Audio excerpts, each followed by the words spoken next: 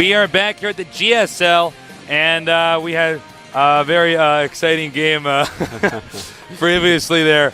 Artosis, tell us a little bit about what you thought about that previous match you just played. You know, after I saw the 3 robos in game 1, I realized that I should beat this guy very easily. You never go 3 robo off 2 base. Yeah, it's actually a that. ridiculous, stupid move. Unfortunately, I had canceled my Spire.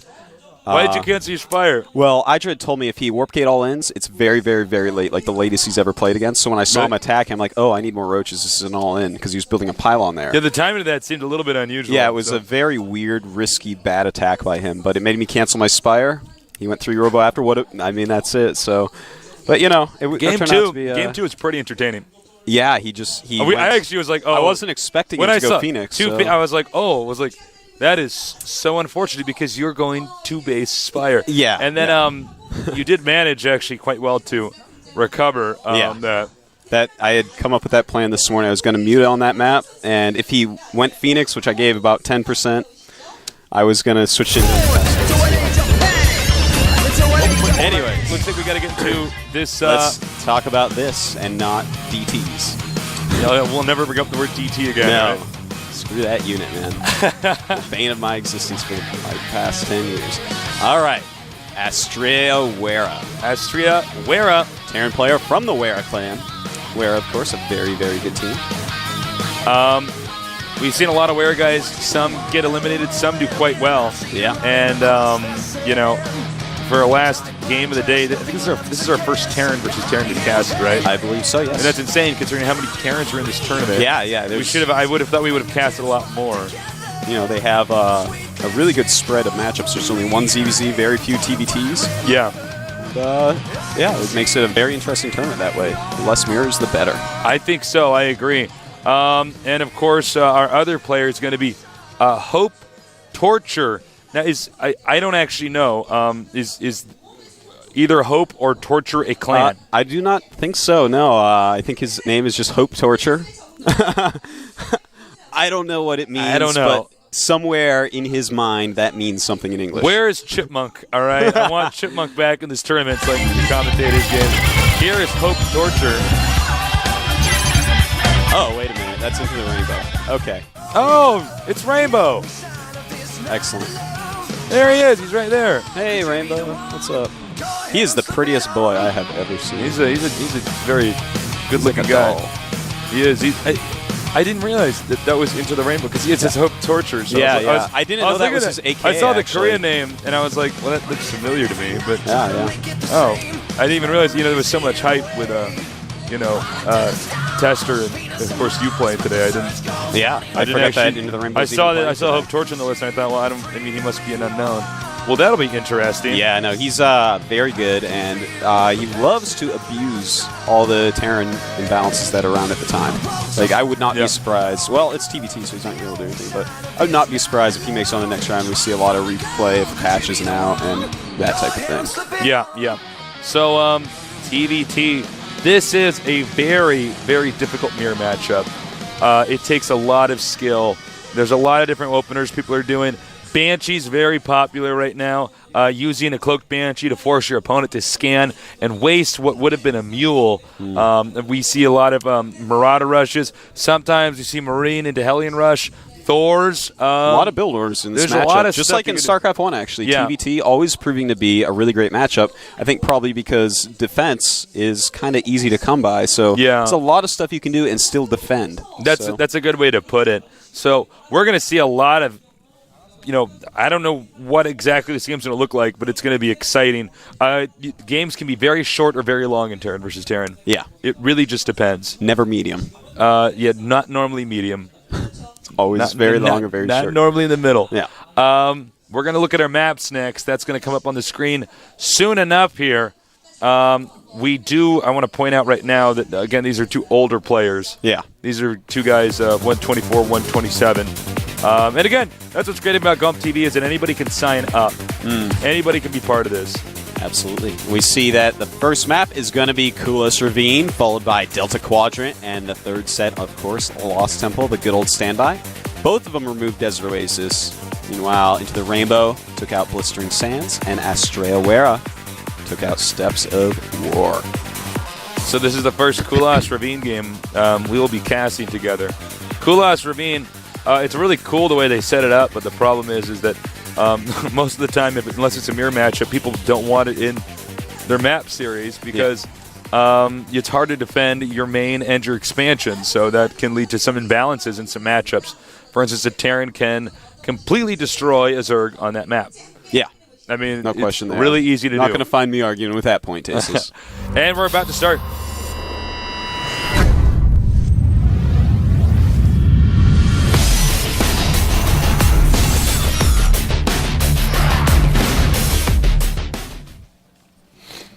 And, all right, Astraea is the top right red Terran.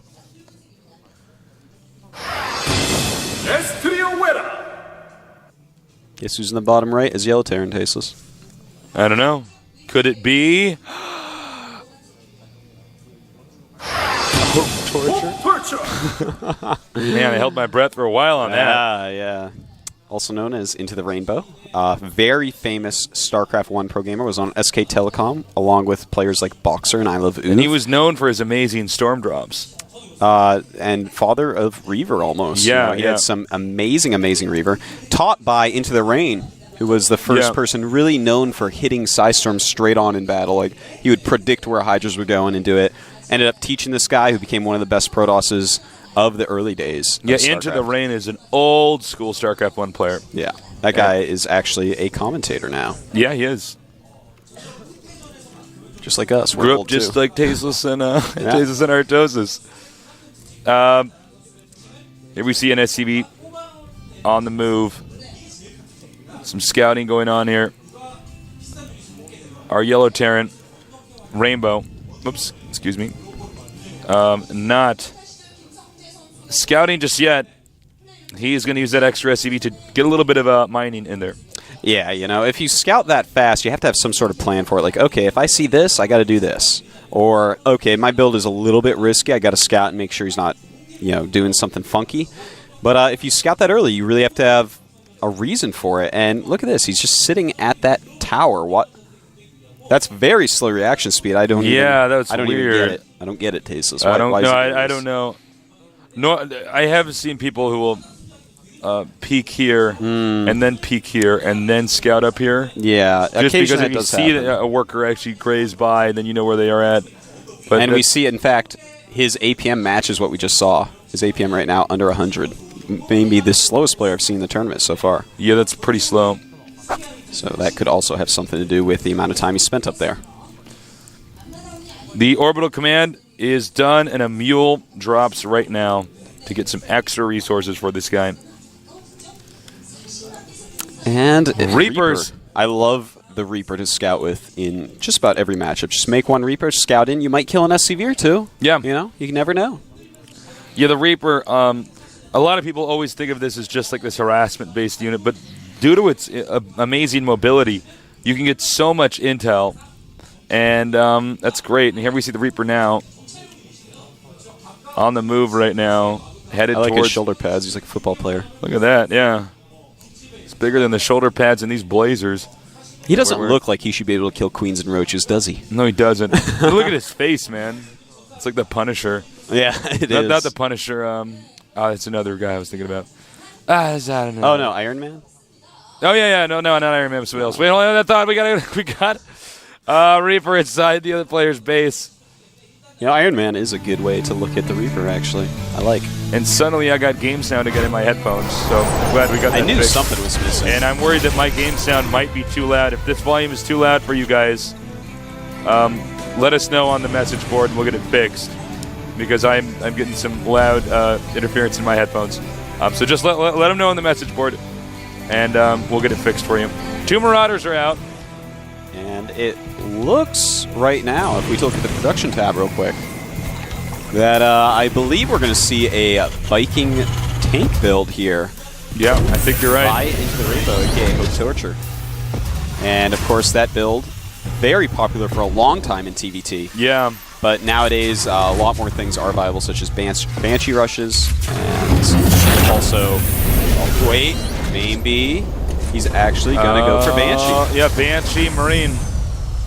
All right, excellent. This is a build that we've heard about a lot in Terran vs. Protoss, but I guess he's going to show it to us in Terran vs. Terran. Oh, very interesting. Expansion over here at the gold location. That is interesting, because if this expansion goes unknown by Rainbow over here, using the ID HopeTorture, there's no way that he's going to be able to catch up economically. You get so many more minerals mining from gold expansions. Also note, he's got a bunch of tech labs, so getting a Banshee out here is going to wreck. This could be pretty sick. You know, Banshee versus Marine can be micro just like Vulture versus Marine in StarCraft 1. You can kill like 8 before it dies or something like that, just like the Vulture. And actually, the Banshee's moving out. Cloak is on the way. Let's take a look at his base. 2 Marines is certainly not enough. Oh, missile turret going up. But he's going to have to spend a lot of money on missile turrets. It is so hard to cover your entire base with missile turrets in this game. The Banshee's on the move. Cloak almost done. Fingers and Banshee blades, man. He's got 3 helicopter blades. This is scary. And as you see, so hard to block everything off with turrets. Oh, beautiful reaction time right there. Cloak right away. Cloak's almost done. It's really close. And if you, let's see, he has 59 energy. He could scan. Look at that, the sliding micro. I love it. And he's going to scan. Nice right there. Killing that first Banshee with a scan. Beautiful, beautiful move. It costs Into the Rainbow so much to get Banshee with Cloak, and to lose it like that after not killing. Yeah, he didn't kill very much. He didn't double-digit kill, and that is what people are used to seeing on Banshees. I mean, you surprise him with a Banshee, and it is just about all over. It's a flying DT, man. That's right. I mean, one thing is, though, he wants to force him to scan and not make mules. So if you can force him to miss even just once with a scan, then your job's done. But if you lose it, yeah, then you're in trouble. Factory's going to go down. He's going to go for the scan. Are you serious? Faking him out. There it is. Can he keep it alive? If he keeps a Banshee alive, that's huge. He did. He did. And the scan is gone. Astraea, he cannot be happy with what he just did. That was a huge mess up. And Into the Rainbow's going to go so far ahead with the singular Banshee. He's not really even using this command center over here, our wear-up player. He does take out the Banshee, but there's already another Banshee. And this is why the strategy is so good. You just keep making Banshees like this. And look at this. He's taking out so many Marines. Is there a scan? Nope. He has enough for a scan, but he doesn't do it.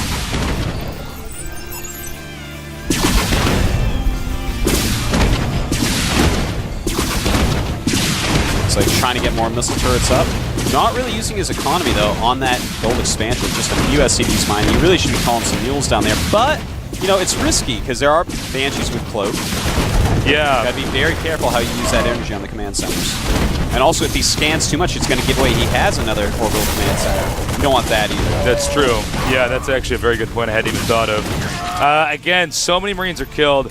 This Banshee is now a corporal.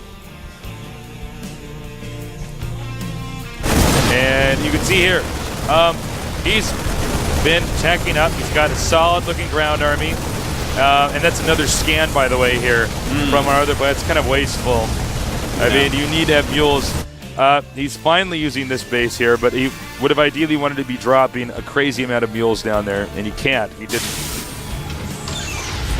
That's right. And if we really quickly look at the income, and look at that. That is a gold base for you right there. He is mining so much, so fast. Okay, we have a Banshee moving in here again. Can he do more damage? Can he force another scan to waste another mule?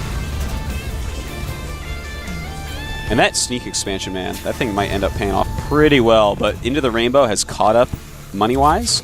You know, a fully saturated gold base versus a fully saturated regular base, it's actually very, very close in minerals gathered. Oh, you know what he's going to do? He's just going to bust him.